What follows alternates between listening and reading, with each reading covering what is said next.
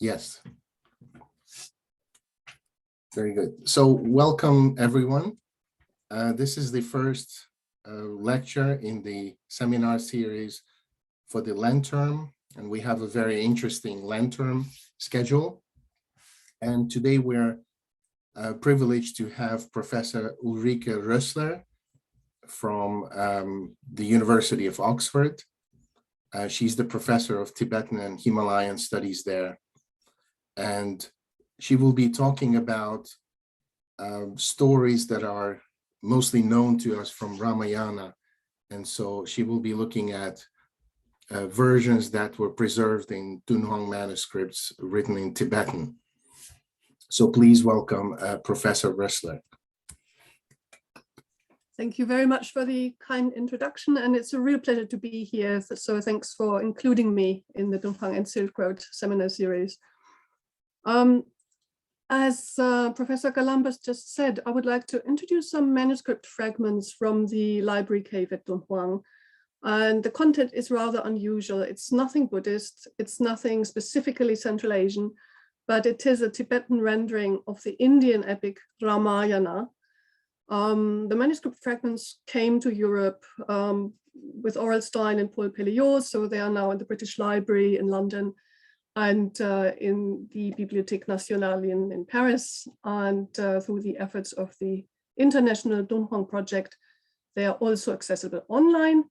And I will now start sharing my screen so that I can show you what that looks like.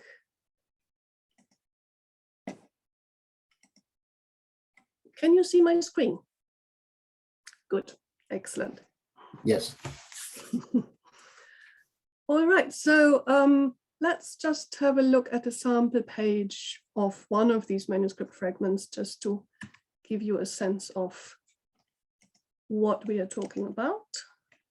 And there's also the internet, the web address of the International Dunhuang Project, which I'm sure you are all very familiar with.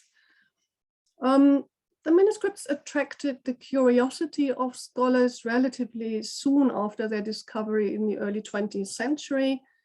The manuscripts in the British Library were introduced in 1929 by Frederick William Thomas, and since 1989, the text of all 6 manuscript fragments is accessible in full through the edition and English translation of Jan Willem de Jong, who has also published a number of articles on the topic. So it's quite easy to get access to the texts themselves and their content. And I'll give you the details of the main editions and publications here in this slide. Despite these publications, the history of the Tibetan Rāma story remains somewhat enigmatic. The manuscripts clearly render one and the same version of the story, so we are not dealing with several different retellings. It's really the same story. We also know that the manuscript fragments are commonly dated to the late 8th or early 9th century, so that's the period of the Tibetan occupation of Dunhuang, although it has to be said a slightly later date would be possible, given that Tibetan remained in use in Dunhuang as a literary language after this time. Apart from these basic facts, there are several questions we currently cannot answer conclusively.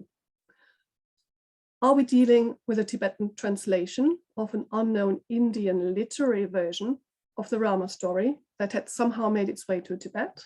Or is the Dunhuang version a retelling of a story that the Tibetans had heard and written down from memory? Apart from the Dunhuang manuscripts, we are currently unaware of other written attestations of exactly this version of the Rāma story, but this does not necessarily mean that the story was not in circulation in a wider region. We do not know how widespread this version might have been. For example, was it known in other parts of the Tibetan Empire, Central Tibet, for example, or was it even disseminated along the Silk Roads?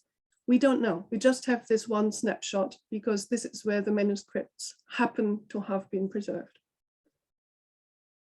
These are all tantalizing questions, and despite the progress made in studying the manuscript culture of Dunhuang in general, and also the Tibetan Rāma story in particular, these questions still remain largely unanswered. I hope that at the end of this seminar, we will have at least some clues and some tentative answers. To gain some insights into the transmission of the Rāma story in Tibet, my presentation today will view the Rāma story in its wider literary context in Tibet and in Asia. I will begin with a brief overview of attestations in East and Inner Asia. We will then have a chronological overview of Tibetan literary adaptations of the Ramayana, and then focus on the old Tibetan Rāma story from Dunhuang in more detail. We will consider in what kind of milieu the Tibetan version might have circulated at Dunhuang. And finally, the lecture will also summarize the conclusions reached and try to locate the Dunhuang version within the wider Asian context. Before we can start, we should perhaps briefly pause and reflect on the popularity of the two big Indian epics, the Mahabharata and the Ramayana. It's quite striking that the Mahabharata was much less successful in the Buddhist countries of Asia than the Ramayana. The beginning of the Ramayana, the story about Rama's youth, has been preserved as a Buddhist Jataka, the Dasharatha Jataka. The royal hero Rama became very popular also in Southeast Asia. The Thai rulers call themselves Rama because Rama is considered to be the Dharma Raja, this just king. And this never happened for the Mahabharata. Mahabharata is too complex, too complicated. There's too many moral dilemmas, too many plots and subplots, and it seems just never had this wide distribution and popularity that the Ramayana had. The most well-known Indian version of the Rama story is probably the Ramayana ascribed traditionally to the sage Valmiki. The text has grown over several centuries, and according to Brockington's analysis, the oldest parts appear to have been composed in the 5th century BCE, so that's very early, before there was a writing system in India. And the epic kept growing over several centuries, with the later parts being added around the 3rd century of the Common Era. Prince Rama is regarded as a manifestation of God Vishnu, who was born on earth to defeat the demon Ravana. He is born as the eldest son of King Dasharatha and marries the beautiful Sita, a foundling who had been raised by King Janaka of Mithila. When Dasharatha intended to crown his firstborn son Rama, his second wife, Kaikeyi, reminded him of a promise he made earlier and demands that her own son, Bharata, be made king and Rama be banned to the forest. Rama accepts his exile and lives in the forest for many years, together with his younger brother Lakshmana and his faithful wife Sita. Through a ruse, the demon Ravana from the demon island of Lanka manages to abduct Sita. Rama and Lakshmana go on a quest to find Sita, supported by the monkey army led by the monkey Hanuman. Ultimately, they defeat the demons of Lanka, kill the demon king Ravana, and rescue Sita. To prove that she has not given in to the advances of Ravana during her captivity, Sita undergoes a fire ordeal. They return to the capital of Ayodhya, where Rama becomes king, and the kingdom flourishes under his reign. However, further rumors of Sita's unfaithfulness spread, and she is banished to the forest, where she gives birth to twins. Sita makes one last appearance, but being challenged again about her faithfulness, she asks her Mother Earth to swallow her and disappears. So this, in short, is the well-known mainstream version of the Indian epic, the Valmiki Ramayana as it is known. But we need to keep in mind that there are numerous retellings and adaptations of this story in South Asia and Southeast Asia, some of which show considerable variations. And they are not just Hindu versions of the epic. The Jains, for example, also have a tradition of telling the story of Rama and in quite different ways. So these giant adaptations are particularly interesting, I think. We also have performances called Ravana Lila, which focus on the demon, on Ravana, as the main hero or anti-hero or whatever. So all of these variations within South Asia are quite interesting to study.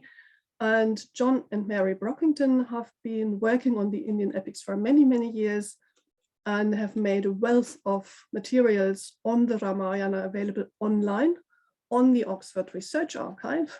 And if you are interested in the epic and would like to use these materials, they are freely accessible. So you find the link, the internet address here. And I would really recommend having a look. It's a wealth of materials and also a long, I mean, almost a book that kind of traces the story of the Ramayana across Asia. We can now move from India to Tibet. The Tibetan Ramayana tradition is perhaps less well known, and the Tibetan transmission of the Rama story must be seen within its wider literary context. The story was relatively widespread, and full or partial retellings are known in Chinese, Khotanese, Uyghur, Tocharian, Tibetan, and Mongolian, as we can see here. So chronologically, the earliest datable version is a Chinese Jataka of an unnamed king. And this Jataka contains the story of Rama and Sita. Instead of Ravana, the demon, we have a Naga, so a serpent spirit.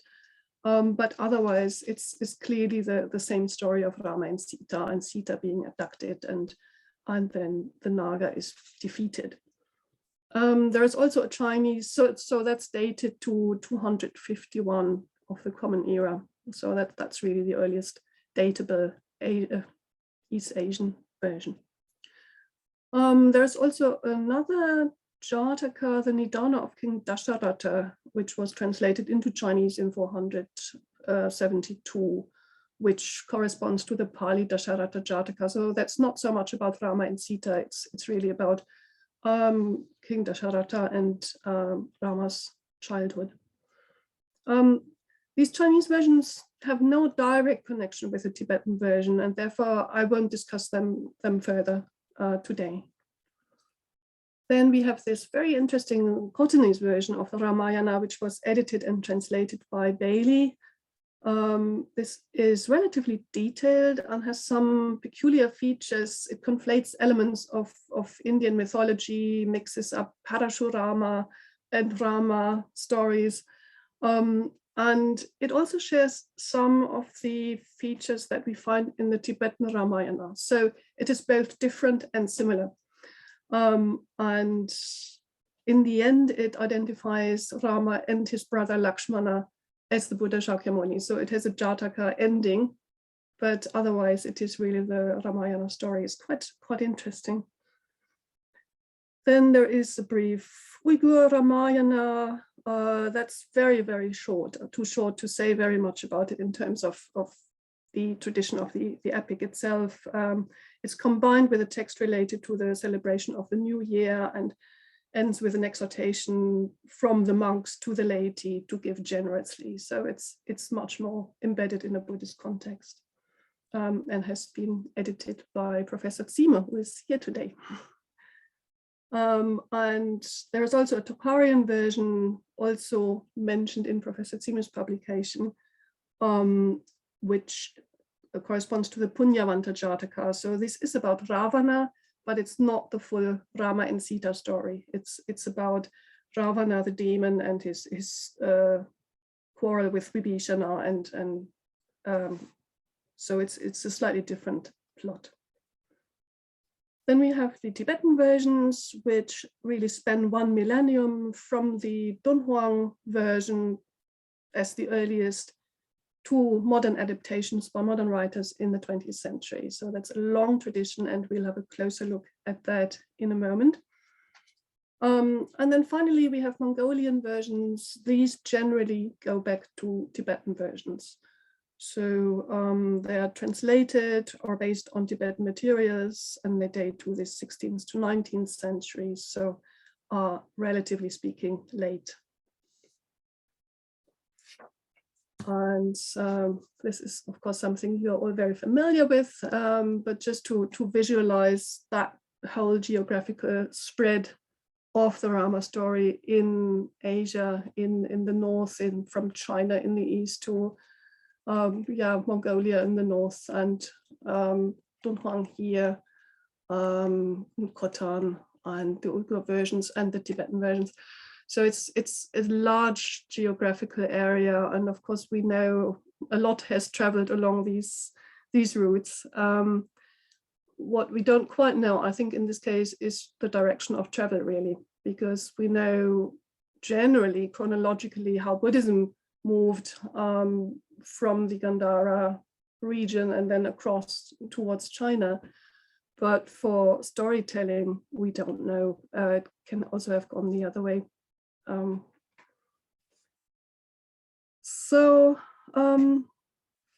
Another thing we should keep in mind as we look in a moment at the texts is that so far we've only talked about written attestations, and it's quite likely that alongside these literary attestations there were also oral retellings of the Rāma story. We just don't have access to them. In the case of Tibet, we have some traces of such appropriations of the Rāma story. For example, some of the names and personages appear in various myths and legends. I recently read a text that talked about the origin of the Tibetans, of the human race in Tibet.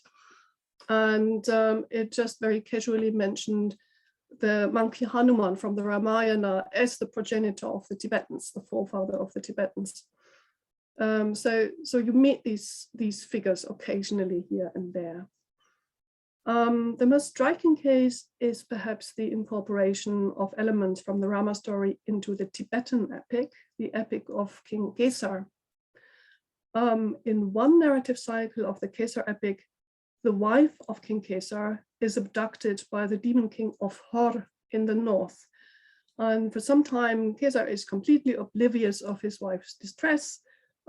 She sends messenger birds that can't fulfill their mission, and only after a considerable amount of time, Kesar remembers and rescues her. And some versions bring up the problem of fidelity as well. So in some versions, she has a wife with the king of Hor. In addition to the similarities of the plot, the name of one of the protagonists makes it clear that there is indeed some influence from the Ramayana. In the Kesar epic, the king of Hor has an advisor called Merutse. And Merutse is a name that also comes up in the Tibetan Ramayana, and it corresponds to the Sanskrit name Maricha, who is the minister of the demon king Ravana. So it's very clear, there is hard evidence that there is some influence from the Ramayana on the Tibetan epic. It should be said that otherwise the Tibetan epic of Kesar is quite independent and is really an indigenous Tibetan epic, but it has these elements, narrative elements from the Ramayana that have kind of fluctuated into the Tibetan epic. I shall now return to the literary Tibetan attestations of the Rāma story and give a brief chronological overview. The attestations span more than a millennium, beginning with the Dunhuang version and ending just a few decades ago. And we'll start with the earlier versions and attestations of the Rāma story in Tibet. First of all, we have the Rāma story from Dunhuang. That will be the main topic, and I'll come to that in a little while and introduce it in more detail. Suffice it here to say that the earliest full version of the Rāma story is really the Dunhuang version, and it has had a considerable impact on the literary tradition of subsequent centuries, as we will see. So in that sense, it's highly significant for Tibetan literary history. Then a few Tibetan sources mention a story or sometimes a drama entitled The Abduction of Sita, which would correspond to a Sanskrit title, Sita Harana. This title coincides with several known Indian works, but we don't have the Tibetan work, so we don't really know what this refers to. The earliest attestation of this title, the abduction of Sita, is in the Mahavyutpati, that is this bilingual Sanskrit-Tibetan dictionary from the early 9th century. And the abduction of Sita is also mentioned a few times in other Tibetan sources, but as far as I know, we can't really identify it. Then there are partial retellings of episodes from the Rāma story in the writings of Prajnavarman. Prajnavarman was a Buddhist scholar from Bengal who spent part of his life in Tibet collaborating with Tibetan translators. Two of his commentarial works present short summaries of Indian legends and mythology, which are intended to demonstrate the superiority of the Buddha over the Hindu gods. For example, the Ramayana is meant to demonstrate the weakness of Rāma, an incarnation of the god Vishnu. Contrary to the Buddha, who became an ascetic for life, Rāma renounced the world, but later returned to his worldly life. So these commentaries were written in the late 8th and early 9th century, but the Tibetan translation is a bit later, 11th century, and these works were incorporated into the Tibetan canon, the Tanjur. It seems that these commentaries have not had any significant impact on later Tibetan adaptations of the Rāma story. It seems that the version that we have attested in Dunhuang has been much more influential.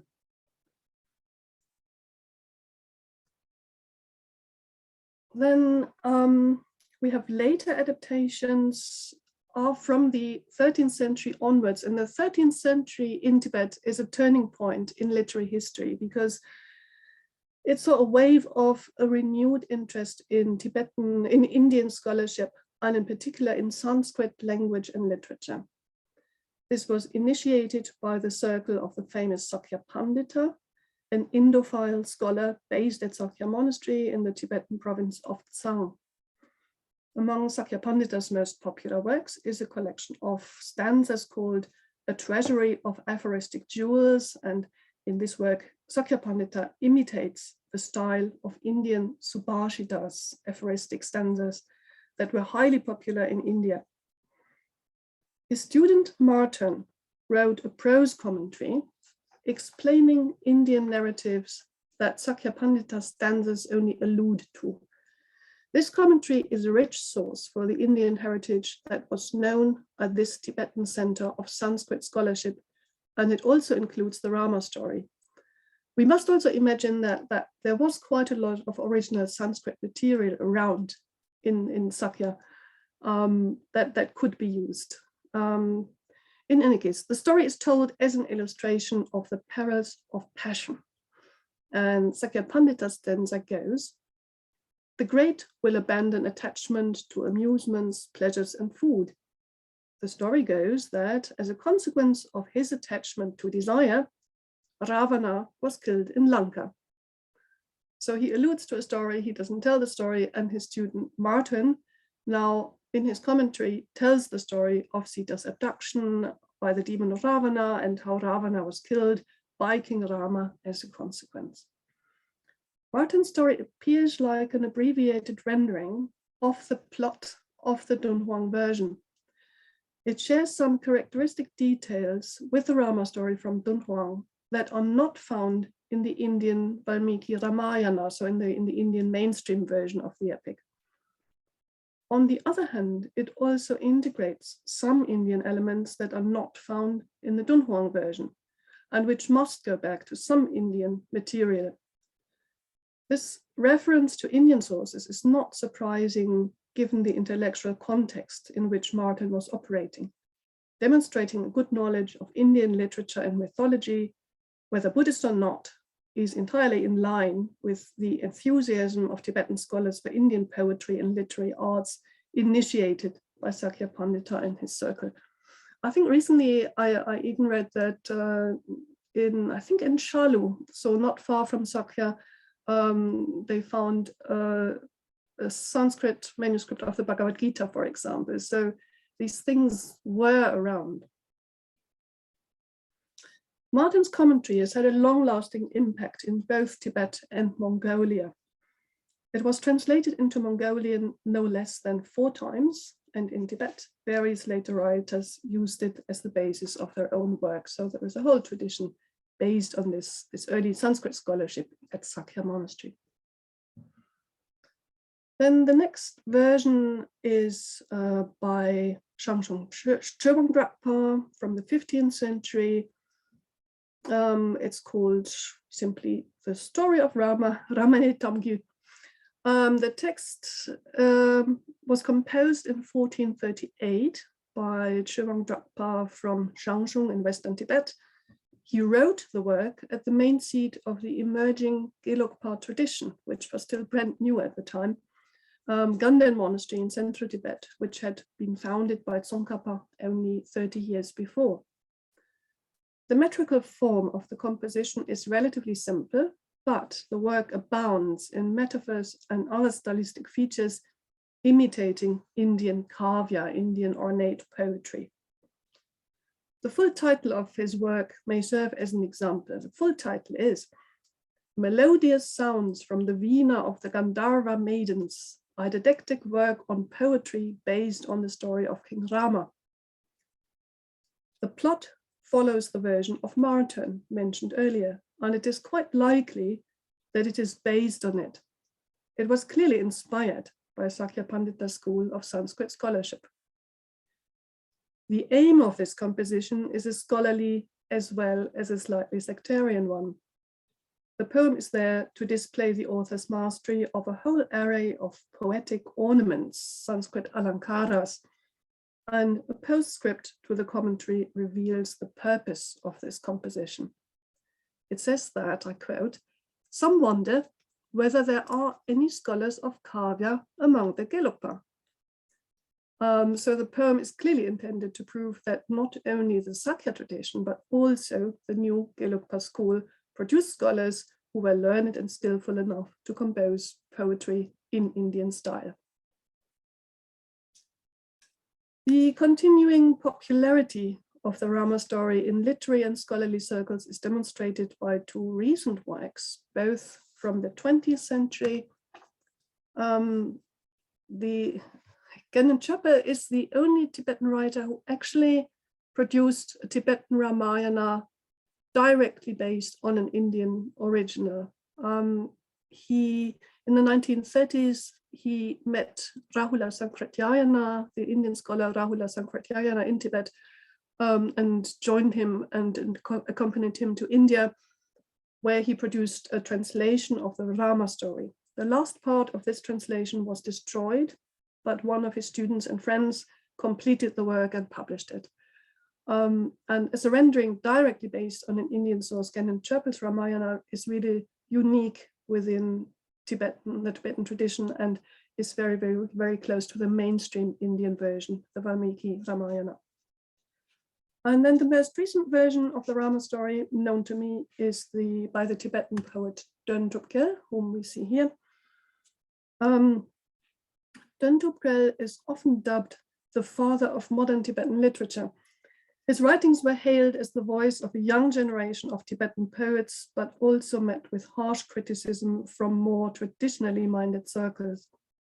Dunhuang tragically put an end to his life when he was only 32 years old, but his writings have remained among the most cherished modern compositions in Tibet.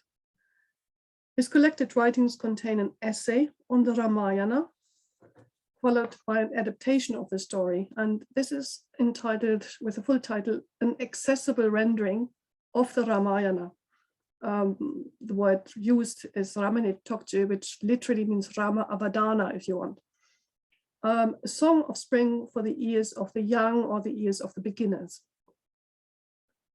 His composition is based on Shangshung Chöbang Drakpa's poem introduced earlier, but he renders it in a modern language, which is much more charming to read and easier to understand. Thus, his version demonstrates both the survival of the Tibetan tradition of Indian-style poetry, kavya, and the productive appropriation of this tradition by a modern generation of poets. So just here to visualize the continuities in the telling and retelling of the Rama story in Tibet, we can see that apart from Gyanachirpa, who wrote in India based on Indian materials, the Tibetan versions ultimately all have the same plot as the fragments of the Rama story from Dunhuang, mildly enriched by Indian elements that were integrated in the context of the blossoming of Sanskrit scholarship in the 13th century. Thus, the Dunhuang version remains the single most important version for the study of the Tibetan Ramayana tradition. We will now turn our full attention to the Dunhuang manuscripts that preserve this early rendering of the Rama story. And I'll give you briefly the sigla of the various fragments that you can access via the website these days, that are kept in the British Library and in Paris in the Bibliothèque Nationale, and also again the bibliographical reference for the edition and translation by Jan Willem de Jong.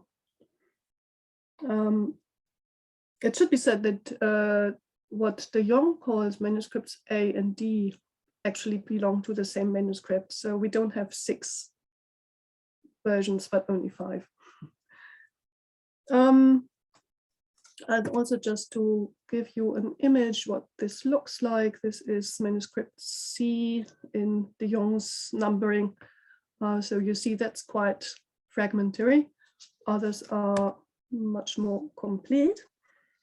And this one is interesting because it has preserved parts of the title. This is the beginning of the story in manuscript E.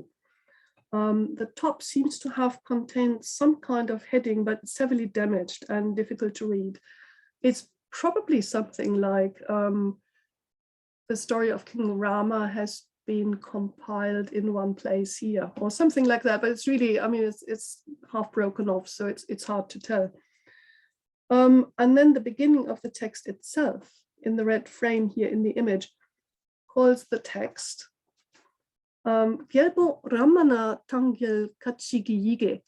So that would literally be a written narrative or a written account about King Rama and his spouse. And the word used, kachi, is interesting. It is a honorific form which is normally used for something like an authoritative account or an authoritative narrative, often rubber-stamped, authorized by the royal court in Tibet. Various people have written on this terminology, Denwood and Brendan Dotson and Sorensen and Louis Stoney. So it's often rendered as a royal narrative or an authoritative exposition. So it's not a folktale in any case, it's something slightly more official. So perhaps something like an authoritative account in this case. The Dunhuang narrative has preserved some Indian elements. For example, it gives the names of most protagonists in Sanskrit, and some of the poems imitate Indian poetic conventions, especially when Sita's beauty is described, then it becomes very Indian. Otherwise, the style is very Tibetan. It resembles indigenous Tibetan forms of storytelling. The story is written in prose, but longer passages of direct speech are rendered in verse, which is really typical of Tibetan narrative, the Tibetan epic, for example, bardic literature as you find it in Tibet. So I would say the style is very, very Tibetan in that sense. I shall now summarize the plot of the Rama story from Dunhuang. I'll do this in some detail because I hope it will help us to understand what the main concerns of the story are, and then draw some cautious conclusions about the context in which this story may have circulated. So please bear with me as I talk us through the story step by step. The Indian Valmiki Ramayana begins with the birth and childhood of Rama and his brothers in the royal capital of Ayodhya. In sharp contrast to this, the Tibetan Rāma story begins in the demon country of Lanka.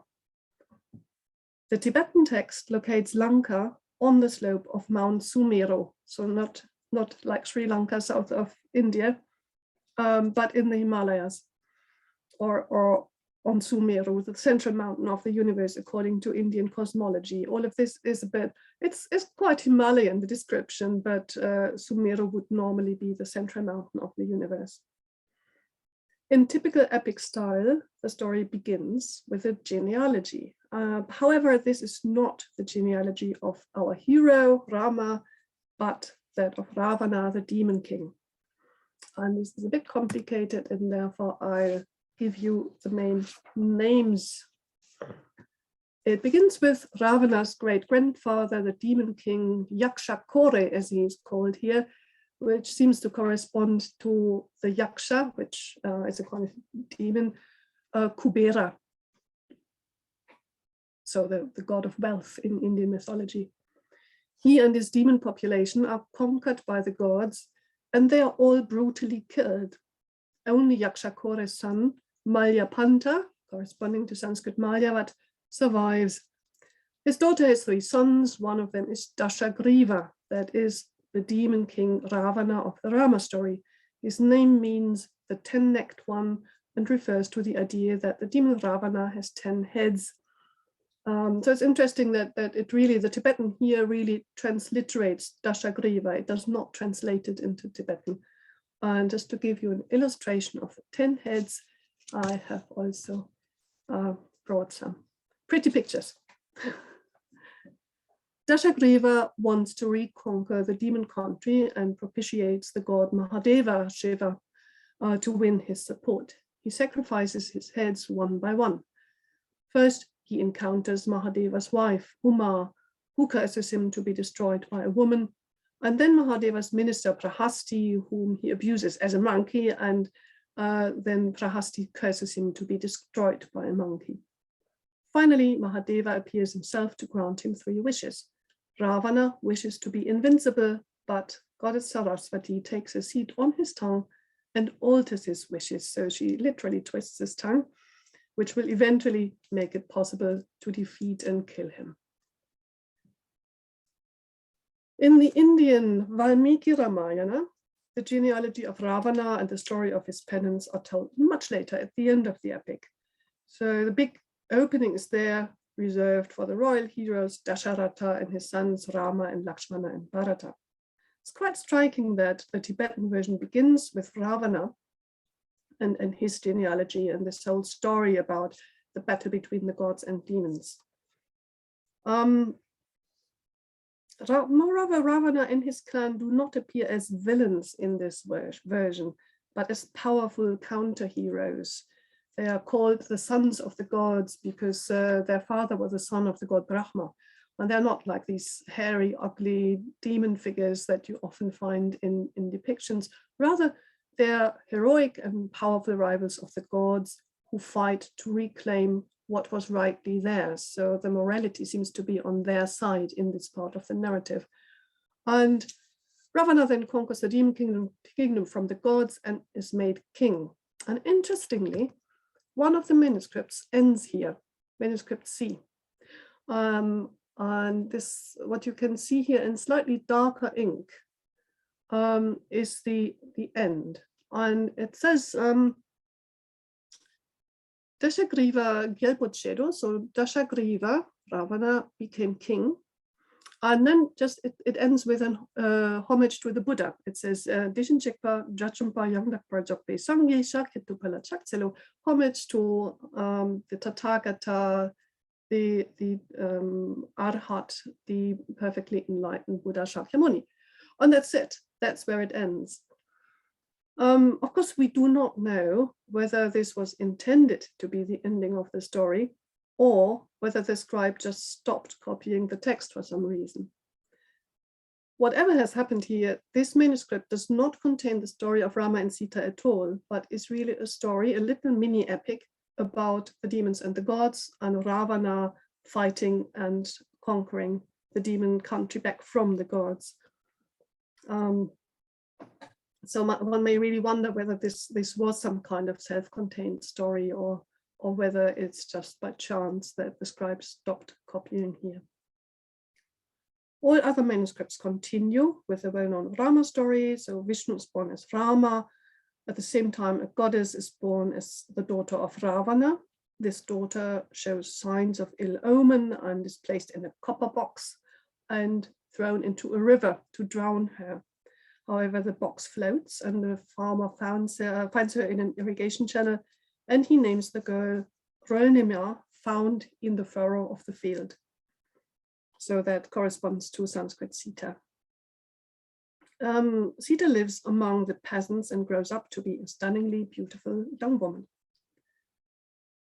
So this feature of Sita being the daughter of Ravana is not in the Indian mainstream version, not in the Valmiki Ramayana, but we have it here. And we have it in a number of other versions in India, for example, in the Jain retellings of the Rama story. And we also find it across the countries of Southeast Asia. So it's quite widespread, but it's not the Indian mainstream. It gives it an interesting twist because it's a bit like in Greek tragedy. Ravana tries to avoid his ill fate, and just by doing that, he sets in motion this whole chain of events that will lead to his destruction. The Tibetan Ramayana then turns to the story of King Dasharatha and his son Rama. That's very similar to the Indian Rama story, but here we only have 2 brothers instead of 4. So Rama is banned to the forest, Lakshmana comes with him, and while Rama is living in the forest, Sita has grown up to be a stunningly beautiful young girl, and the farmers who raised her offer her to Prince Rama. And the text says rather laconically here, with a tinge of criticism, she pleased him, and through the power of passion, he became negligent in the penance of a seer. He accepted the girl and gave her the name of Queen Sita. Ramana also became king. So it seems he returns to the capital. I mean, this element of the Ramayana is an illustration of passion or attachment. That's something that we find in a number of retellings, and it's quite interesting that this pops up here as well. The next episode is about Ravana's sister Shurpanakha, who tries to seduce Rama and is rejected. So she suggests Sita's abduction to her brother Ravana to get rid of her rival. With the help of Minister Merutse, that's the one that I mentioned earlier, who also comes up in the Tibetan Kesar epic, who transforms himself into a deer and lures Rama away, Ravana is able to abduct Sita, carrying her away on a plot of land, since he cannot touch her. After Sita's abduction, Rama meets the monkey brothers Valin and Sugriva, who are fighting for power in the monkey kingdom. Rama promises to support Sugriva if he agrees to become Rama's ally. Rama makes Sugriva fix a mirror to his body so that he's able to recognize him, otherwise he can't tell the monkeys apart. And so he helps him in this fight against his rival. This element is not found in the Indian Valmiki Ramayana, but we have it both in the Tibetan and in the Khotanese version. So this appears to be part of a wider narrative tradition. It's one of these narrative tags, we could say, narrative markers that show that there is some contact or something going back to a similar version. Rama and his friends then meet the bird Jatayus, who tells them that Sita is kept in the demon city on the island of Lanka. The narrative inserts a story about Jatayu's sons, who also compete for royal power and fight. So this motif of brothers fighting for the throne or fighting for the kingdom is duplicated. The story continues with the expedition to the demon country of Lanka, led by the monkey Hanuman. He finds Sita and gives her Rama's ring as a token. In addition, he also presents her with a long letter from Rama, written in verse, which she answers with an equally long and poetic letter. Hanuman is caught by the demons. He sets the demon city on fire with a torch attached to his tail and returns. The monkeys build a bridge to Lanka, and Rama and Hanuman's troops enter the demon country. The demons wake up the giant Kumbhakarna, who swallows Rama's army. Hanuman goes to the Himalayas, and because he can't remember which medicinal herb he was meant to get, he brings back the whole Mount Kailash, carrying it to the place where the battle took place, and then with the help of these herbs, Rama's army is revived. In the final battle, there is one peculiar detail that's not part of the Indian mainstream versions, but we do find it occasionally in Indian and in Southeast Asian sculpture. Ravana has one special head, which is here described as a horse's head. In some versions, it's a donkey's head, but in any case, he can only be killed if that special head is cut off. Rama, known as an accomplished archer, shoots at the head with his arrow. Ravana dies, and in falling, kills his own army. Rama, Lakshmana, and Sita and the monkey Hanuman return home to the capital. And then the next part is just about celebrations and feasting. Sita has a son. The son runs away one day, and the sages make a puppet out of kusha grass because they worry that otherwise Sita would be too distressed. And that's his twin brother Kusha. Then the next part addresses the question of Sita's faithfulness. There is the wife of a Lichavi king who is accused of adultery. And Rama wants to find out about that and goes to meet her. And the story says very casually, and he also sleeps with her. And he then asks her about the promiscuity of women. And she explains that women are full of lust by nature and cannot be expected to be faithful. Now, notwithstanding, or maybe on account of his own infidelity, Rama begins to doubt Sita's faithfulness. Sita, in this version, is very pragmatic and says, I have not committed any offense whatsoever, but if I do not suit the king, I wish to go. And she leaves with her two sons and stays in the forest. And the story says, and all three lived happily in the forest. So it doesn't seem to be this big drama that we find in the Valmiki version. In the end, Hanuman misses Sita. He convinces Rama of Sita's innocence, and she returns. The story ends on a happy note.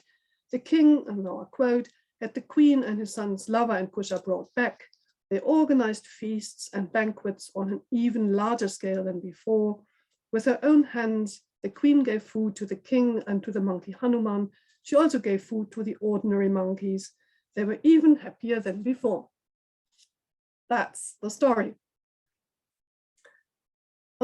So all in all, if we look at this, the story of Rama and Sita does feature, but it seems relatively pale compared to the portrayal of the male heroes and their battles and adventures. The Rama story from Dunhuang features several themes that are typical of a heroic epic. First of all, there is a certain emphasis on clan history. Here we have the whole clan story of Ravana the demon. Secondly, male rivalry and contest for the throne is a recurring motif. We have the struggle between gods and demons. We have the monkeys fighting. We have the birds fighting. So there is a lot of this rivalry and competition for power. And then another theme related to warrior ethics is the bond between the heroes and their allies. In particular here between Rama and the monkey Hanuman. In the Tibetan version, this long-lasting friendship is expressed in the form of happy banquets and when the heroes live apart through the exchange of mutual gifts and polite letters. And for example, towards the end of the story, the reader is told that, distracted by pleasures, Hanuman forgot to send letters and presents to King Rama. Rama sent him the following message. Though 100 days and months have passed, there is no message. Have you forgotten me? Or are you angry? Whatever is my fault, I'm sorry about it. Hanuman felt great regret and was ashamed. He sent a letter to the king. A myriad times I have offended. I'm ashamed and feel regret. I should continually have inquired by letter after your health. So this bond between the king and his general is a very important one. And mutual friendship and allegiance is vital to societies with a strong clan structure, like Tibet, where the king is dependent on the loyalty of the noble families of the country. For the Tibetans in the garrison of Dunhuang, this must have been a familiar theme, as the rulers of the Tibetan Empire equally relied on the support of the Tibetan noble families, and a mutual oath of allegiance between the clans and the emperor was renewed on a regular basis. The story is then spiced up with a beautiful couple, Rama and Sita, whose main feature that kind of binds them together is physical beauty and mutual attraction. To sum up, I think we are justified to say that with heroic battle and bravery, mutual friendship between the king and his allies, and male and female beauty, we have the simple ingredients of a good epic tale. The story is not so much about romance or matrimonial values, which play such an important role in the Indian Valmiki Ramayana, the soul Sita and Rama story and the story about the faithfulness. This different attitude may not be entirely surprising in a society like Tibet, where polyandry is not unusual, where premarital courtship is a normal part of adolescence, and where women are not primarily seen as loyal wives, but as fairly independent agents. A story mainly related to the question of faithfulness towards the husband would probably have seemed out of place in this context. The impression of a heroic epic with a focus on male valor and battle is reinforced by the fact that one manuscript even ends with the victory of Ravana over the gods, and that's it. Remarkably, despite the Buddhist environment of Dunhuang, the story is not related to the Buddhist versions of the Rama story at all. It's not given a Jataka frame or a Buddhist moral, in contrast to the Chinese and Khotanese versions of the story. It is therefore unlikely that it originated among the Buddhist clergy. Rather, we can imagine that the story was popular among members of the Tibetan garrison of Dunhuang. The soldiers and officials of the Tibetan Empire based there would have been a keen audience for epic tales of bravery and victory. So I think finally, to come to the conclusion, we are now also in a better position to address some of the questions mentioned at the beginning. First of all, what are we dealing with? Are these Dunhuang fragments an isolated phenomenon, or should we assume a wider dissemination? Here you see my answer. Considering the fact that Martin's rendering, composed in the 13th century in central Tibet, follows the plot of the Dunhuang version, it is plausible to assume that manuscripts in Dunhuang are part of a wider Tibetan tradition, and its narrative was known to Martin. An alternative explanation could be that Martin's rendering is independent of the Dunhuang version, but based on a very similar Indian original. That's absolutely possible, we do not know. However, it would not be surprising at all if copies of the Rama story had been shared between Dunhuang and central Tibet. Documents regularly traveled between the central administration of the Tibetan Empire and its outposts, and our story may have followed the same route. This becomes even more likely, in my view, if we consider the title at the beginning, which called it a kachi, so a royal narrative, an official account, let's say, which is often really used for stories, for narratives related to royal edicts and decisions. So in whatever it exactly means in this case, it seems to attribute a high status to the text, which kind of, in my view, supports the idea that it may also have been disseminated through the regular communication channels of the empire. And finally, how does this fit into the wider picture of Rama narratives across Asia? I think we have features of different provenance. In style, the story is very Tibetan in using the use of prose and verse. The imagery is quite Himalayan. So we have the description of the country of Lanka on Mount Sumeru at the beginning, and it's a very Himalayan landscape. Mount Kailash also features, and it's called not Kailash, but by its Tibetan name, Tise. Hanuman is described like a Buddhist tantric wrathful deity with a third eye on the forehead. And also, as mentioned earlier, some elements from the Tibetan Rāma story were later integrated into the Tibetan Kesar epic and have thus become part of the indigenous epic tradition of Tibet. So links with Tibet, yes, many of them. At the same time, the text also has some Indian features. Many of the proper names have been preserved in their Sanskrit form, like Ramana, Lakshana, Sita, Dashagriva, Hanumanta, Valin. So these are all Sanskrit names or based on Sanskrit names. Some, but very few of the verses imitate Indian Kavya style. If we compare the Dunhuang version with the Indian Ramayanas, we notice that the plot is quite similar to non-mainstream Indian, so non-Valmiki Ramayanas. This includes, for example, the opening with the genealogy of Ravana and also the motif of Sita being the daughter of Ravana. So the story attested in Dunhuang appears to go back to one of these non-mainstream South Asian versions. Some of the features are also found in other Rama stories along the Silk Road. It shares several narrative details with the Cotonese version in particular. For example, again, Sita being the daughter of Ravana and being set afloat in a copper box. And also the detail of the mirror that's fixed to the body of one of the monkeys that are fighting is something that we find both in Dunhuang and in the Cotonese version. And these are quite specific details. Moreover, Ravana's toe plays a role in both the Tibetan and the Cotonese version. In the Tibetan version, he makes himself invisible, but he shows his toe, and that enables Rama to guess where the horse's head is, and then he can shoot that off, and that kills Ravana. In the Cotonese version, Ravana can only be overcome by piercing his toe. So either way, there was some narrative around the toe of Ravana that we have attested in the Cotonese and the Tibetan.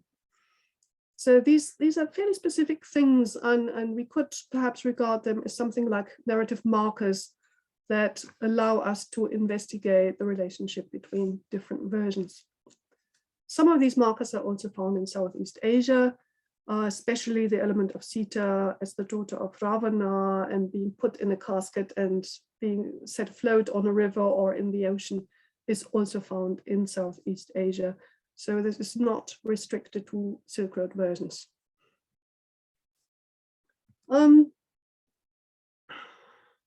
To conclude, it's beyond the scope of the presentation today to really trace this whole journey of the narrative across Asia. That would be a gigantic project. And I would really refer everyone interested in this to the work of John and Mary Brockington on the Oxford Research Archive. There is a lot of material and detail on these different traditions across Asia, and some suggestions regarding chronology and how all of this maps out. What I would like to point out today is simply the fact that the Rama story from Dunhuang is not an isolated phenomenon. It has not only had a long impact on Tibetan literature through all these later adaptations, but it also really reflects elements of a narrative that's shared with local variations across Central Asia and Southeast Asia. The tradition of this shared narrative does not have to be a written one in all cases. Rather, I think we must imagine that the literary documents that have been preserved give snapshots of a wider tradition of storytelling, which may have been partly written and partly oral. Also, I mean, art is also a good way of tracing these stories in the different parts of the world, because things like sculpture are often earlier than the manuscripts that we have. The story was adapted to the respective religious, social, and historical environments. the Tibetans have chosen to focus on the heroic aspects, competition and battle, rather than on the love story of Rama and Sita. In other environments, the storytellers had different priorities. For example, they transformed the story into a Jataka, illustrating Buddhist values and ethics. Despite these variations, the story itself has remained intact and traveled long distances in space and in time. As we have seen, a comparison of specific motifs, these narrative markers, may help to trace some aspects of these narrative journeys. However, shared motifs do not necessarily show a direct connection or influence. Rather, they may be remnants of oral variants of the story that survived around the geographical fringes or in vernacular traditions, whereas at the narrative center, if you want, the Sanskrit mainstream version of the story, the Valmiki Ramayana became the norm. Thus, notions of center and margins, classical language and vernaculars, and oral and written traditions need to be taken into account when exploring the journey of the epic. Thank you. And now I'll stop sharing my screen. Thank you, Professor.